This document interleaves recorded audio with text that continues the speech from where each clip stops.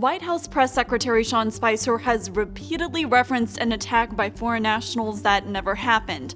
And no, it's not Bowling Green. Spicer appeared on ABC's This Week in late January to defend the Trump administration's travel ban. But what do we say to the family that loses somebody of a terrorist, to whether it's Atlanta or San Bernardino or the Boston bomber? Spicer also went on MSNBC's Morning Joe to defend the ban. Talking about San Bernardino, Atlanta. That same day, Spicer held a press briefing at the White House and cited Atlanta a third time. But I don't think you have to look any further than the families of the Boston Marathon, in Atlanta, in San Bernardino, to ask if we can go further. The only terror attack in recent history in Atlanta was a bombing carried out by a domestic terrorist during the 1996 Summer Olympics. Spicer later emailed ABC and said he, quote, clearly meant the Pulse nightclub attack in Orlando.